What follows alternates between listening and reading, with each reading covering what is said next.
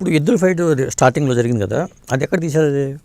ఎద్దుల ఫైట్ వచ్చి మేము రామోజీ ఫిల్మ్ సిటీ ఇదే ఫస్ట్ సినిమా షూటింగ్ స్టార్ట్ అవ్వడం అనేది మేము ఆ ఫైట్తో తీసాం. మేము లెజెండ్ కూడా ఫస్ట్ డే ఫైట్తో స్టార్ట్ చేసాం. ఓకే.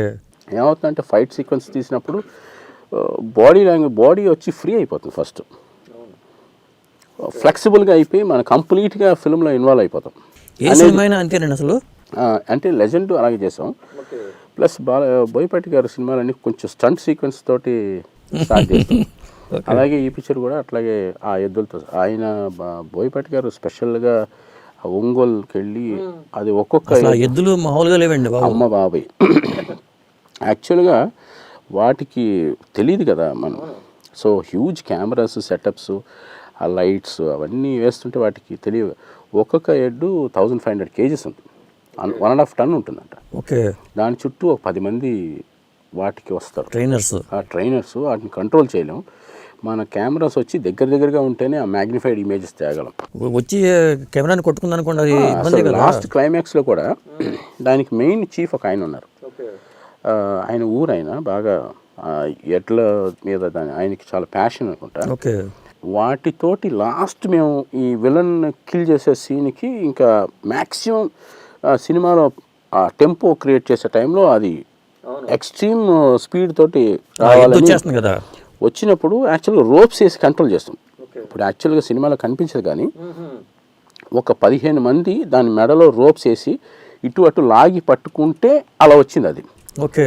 లేకపోతే డెఫినెట్గా ఎవరో ఒకరు లేచి వచ్చినప్పుడు సడన్గా అది ఒకటి రివర్స్ అయింది. మీరు చూసుంటారు మీరు అట్లా అన్నప్పుడు ఆయన పడి వెళ్ళి కాలువలో పడిపోయాడు. ఓకే. నేను అనుకున్నాను ఆయన అవుట్. అది కూడా ఆర్ఎఫ్సీలో తీసారా? అది వచ్చి ఇక్కడ మేము ఎక్కడ అంటే తమిళనాడులో తీసాం. అది చెంజికోట అని, అది కూడా శివుడికి మెయిన్ స్పాట్. అంటే ఎద్దు వేరు ఆ ఎద్దు వేరా? లేదండి, ఈ ఫస్ట్ సినిమాలో బిగినింగ్ నుంచి ఎండ్ వరకు ఆ 2 ఎడ్లే. ఆ 2 ఎడ్లు మళ్ళీ అక్కడ తీసుకెళ్లారా? మళ్ళీ ఇక్కడి నుంచి మొత్తం ఒక 20 మంది దాన్ని తీసుకొని లారీలో ఎక్కించుకొని దానికి 2 లక్షలు 3 లక్షలు దాని ట్రాన్స్పోర్ట్. ఓకే. వాటికి మళ్ళీ కూలర్స్ మామూలు ఎయిర్లో ఉండవు అవి. వాటి కూలర్స్, వాటి తిండి సపరేటు, వాటి మనుషులు సపరేటు. అమ్మో చాలా పెద్ద అరేంజ్మెంట్. అది ఇలా అనేసరికి అతను స్లిప్ అయ్యి ఒక డ్రైనేజ్లో పడిపోయాడు ఆయన. అంటే ఓపెన్ కాలువ లాగా ఉంది ఇలాగ వీ షేప్లో, దాంట్లో వెళ్ళి పడిపోయాడు. మేము కెమెరాలు ఆపలేము. ఆ చూడటానికి మన దగ్గరికి వెళ్తే అది మనల్ని ఇది చేస్తుంది. మొత్తాన్ని కంట్రోల్ చేసి చూస్తే ఆయన సేఫ్. ఓకే. ఇలాంటివి ఇన్సిడెంట్స్ అన్నీ అంటే యాక్షన్ చేయడానికి అంత నెసెసరీ అనిపించింది సినిమాకి. పైగా ఎద్దులకి ఇంపార్టెన్స్ ఉంది కదా. నందీశ్వరుడు, శివుడు అంటేనే నందీశ్వరుడు ఉండాలి. మరి ఆలోచన రావటం అనేది గొప్ప విషయం.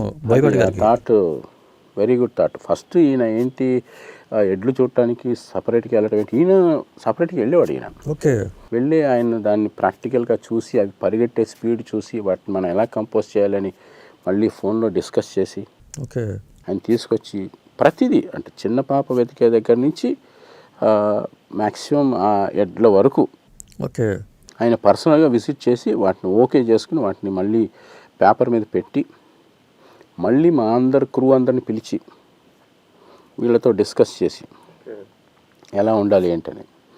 సో ఇంత ప్లాన్. అవును.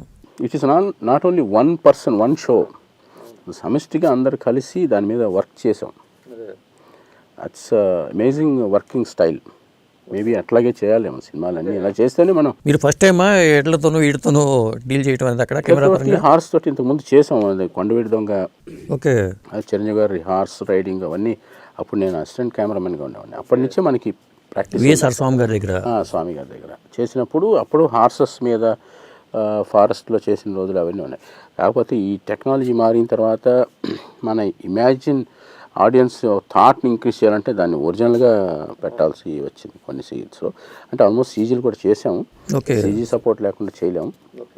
అంటే న్యాచురల్గా ఉండాలంటే కొన్ని సీజీ సపోర్ట్. ఇలాంటి ఇంట్రెస్టింగ్ వీడియోస్ కోసం తప్పకుండా మా ఛానల్ని సబ్స్క్రైబ్ చేయండి.